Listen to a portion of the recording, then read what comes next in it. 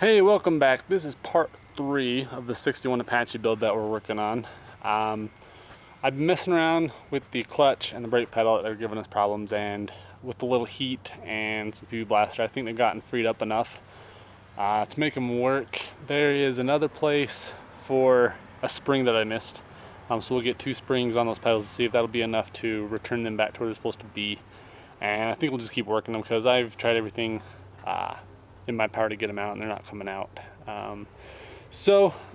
Before I go get another spring, I started messing around with a slave. I got the old slave out right here.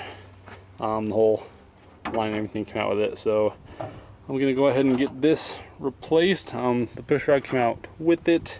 I'm hoping that that is properly adjusted. I'm just gonna slap it back in and see what happens, but I'll get a new one on here and we'll go from there. Well, got our new slave in.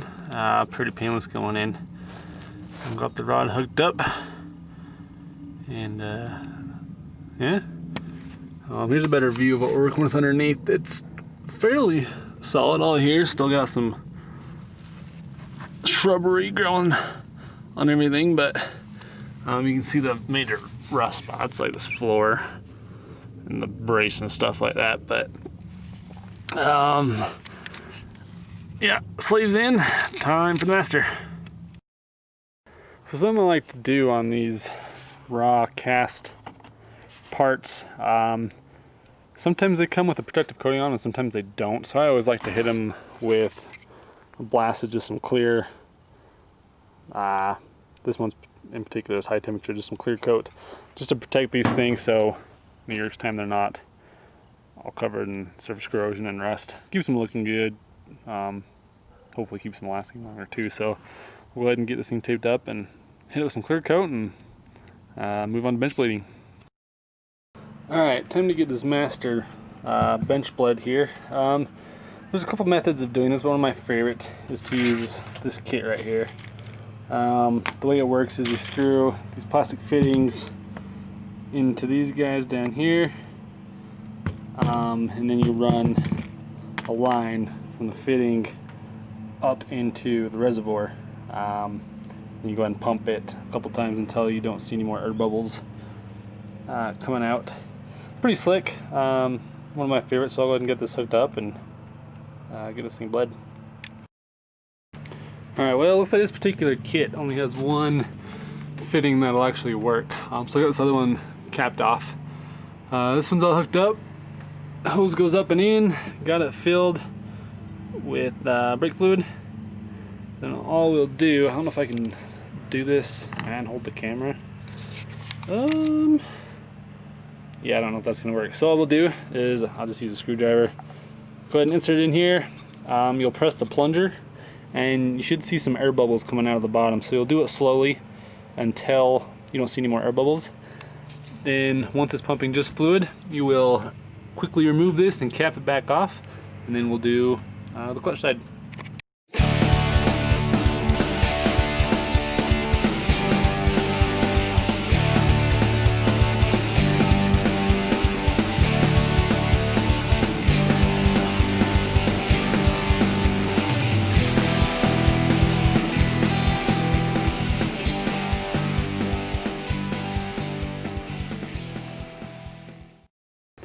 Well, there she is, all installed, looking good. Again, pretty uneventful.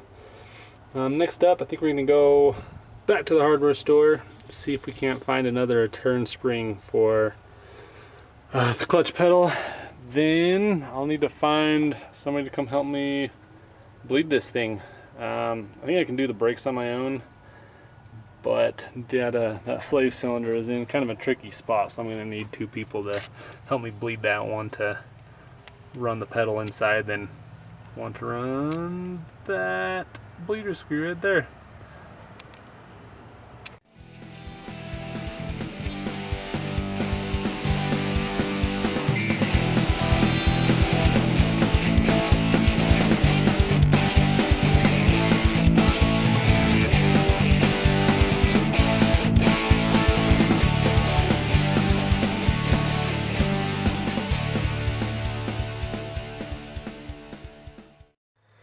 Well, got the clutch bled. Thought my wife would come out and help me. Everything works like it should. I haven't actually started the truck yet to test it out, but we're getting closer to doing that.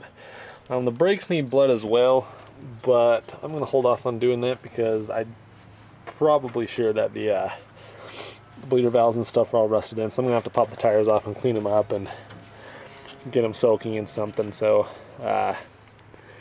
we can go ahead and start that process. But in the meantime, I think I'm gonna go ahead and see if I can't get this gas tank out, see what the inside of it looks like. I'll probably even pull the float and sending unit out, see if that's all clogged up, what the sock looks like on that, and we'll go from there. All right, got everything unhooked. We just had these two straps, one there and one over there. Our fuel line, grounding wire, and then of course our cable or wire going to the fuel gauge on the dash. So it should be ready to come out. The only thing I'm worried about, I don't know how stuck this filler neck's going to be in this old rubber seal. I don't know. Hopefully it just slips right out, but we'll give it a shot and see what happens.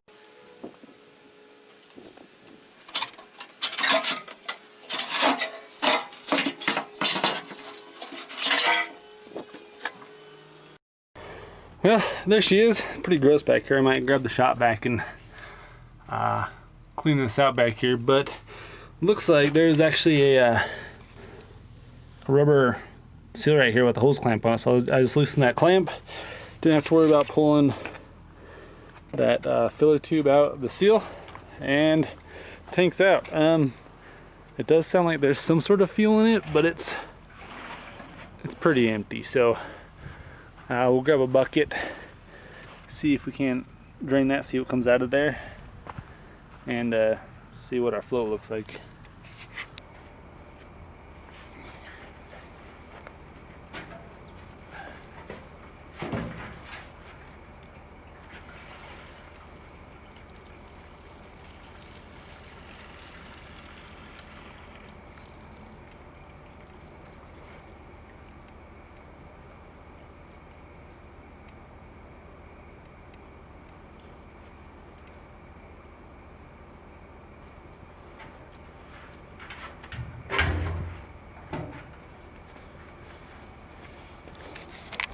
Boy, I wish you guys could smell this. I mean, it's it's up there. It is orange. I don't know why you guys can see that, but getting my light, it is. Luckily, no chunks or real rust or anything. Well, I take that back. Some chunks came out, but it doesn't look too bad, other than it just being super old and varnished. It smells awful. We'll pull this float out, see what kind of shape it's in, but I think we'll be able to reuse this. We'll clean it out and see if we can't put it back in, just reuse this one. Alright, got all the bolts out and broken loose, but I haven't actually taken it out yet, so we're going to be seeing this for the first time. This could either go really well or really bad.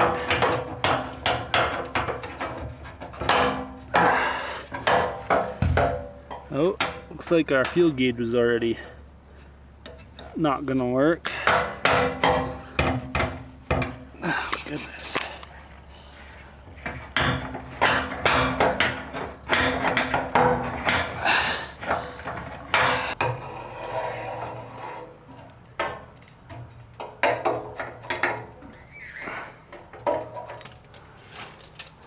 Well, there is no sock. Everything else looks surprisingly okay though. Go ahead and clean this up. I wonder, I'll have to go ahead and order a new one anyways though, so we have our fuel gauge work. But I think I'll go ahead and stick this back in. I'll clean it up, stick it back in, and it'll work for our current purposes. But I'll go ahead and get one ordered so we can have a working gas gauge. Yeah, not as bad as I was thinking.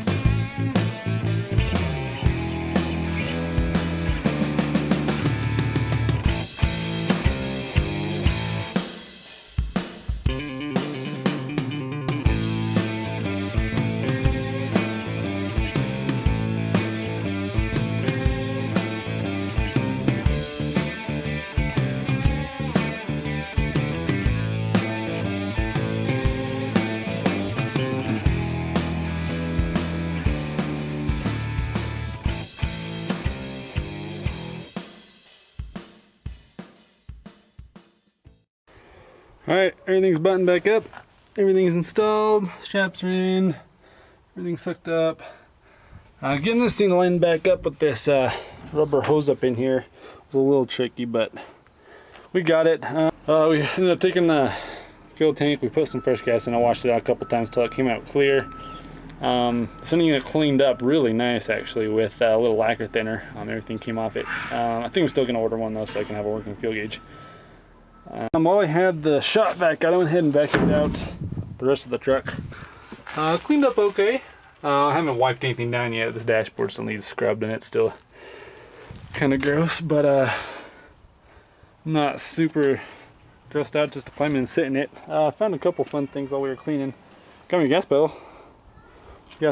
Found some information on one of the previous owners, not the previous owner. I knew the previous owner, and that must be the guy before him. Found me a tire iron, some tanning lotion, a little screwdriver. Nothing too exciting.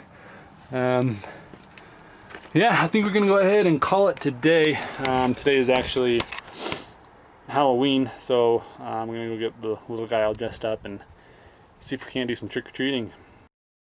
Hey, we're back. All right, plan for today. We're gonna try and make this thing move forward on its own, not using the starter. So plan, we're gonna hook up the fuel system. I got 2 fuel filters so we can see if we clean our fuel system good enough. I've got a plastic one to start out with so we can actually see the quality of fuel coming through. I don't usually like to run these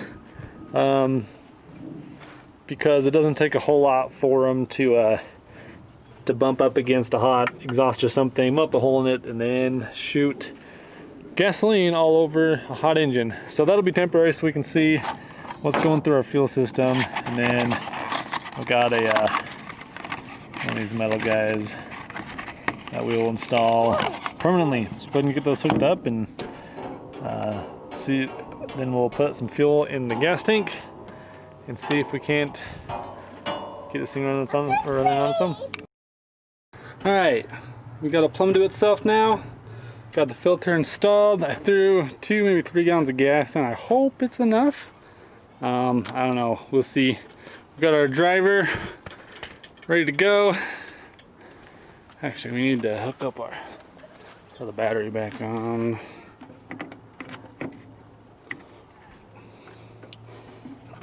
All right. I don't know how easily this is gonna start. I'm gonna try it without pouring anything down the carb first, see if it can start sucking fuel on its own. If not, we'll have to spray a little fluid down the carb, but yeah, here we go.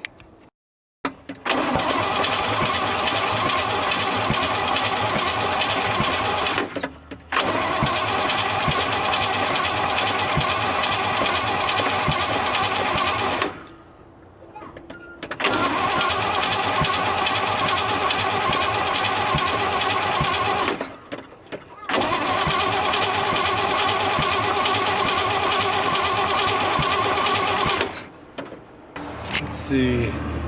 Well, looks like we're getting fuel. That's good. Looks semi-clean too, actually. Let's keep cranking and see what happens.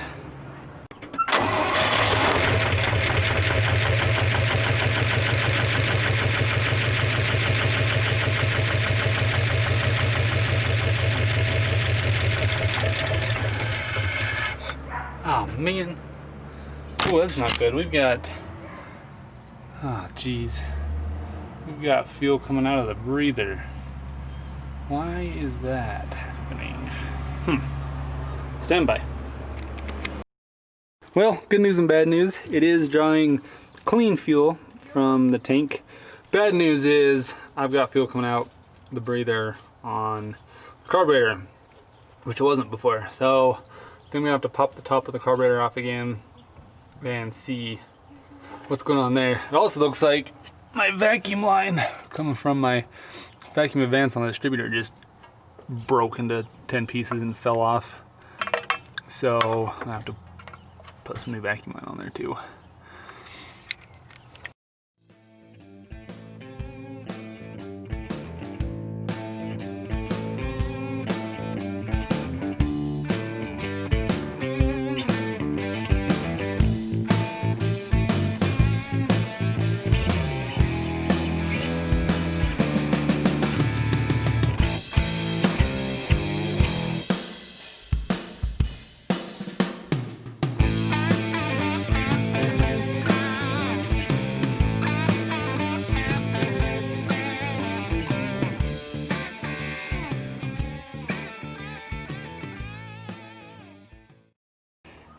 cleaned that out again, made sure everything was how it's supposed to be.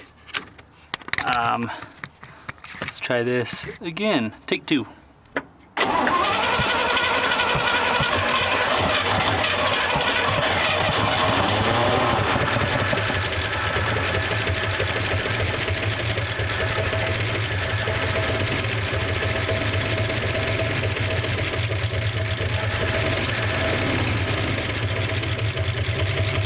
There we go, that's better. Still sounds good.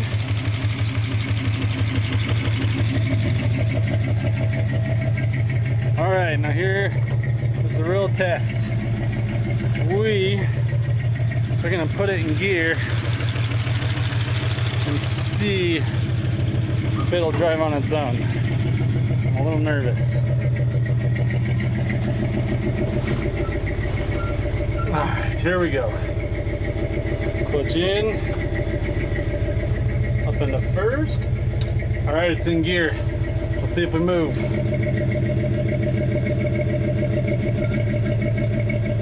Hey! Oh, hey, I hit the brakes and we even stopped. That's a nice surprise. They starting to self-bleed or something. Let's go into reverse. Go backwards. Hey! Let's try the brakes again. Oh, look at that. It's even stopping. I haven't bled them or anything. That's a nice surprise. That oil pressure is making me a little nervous.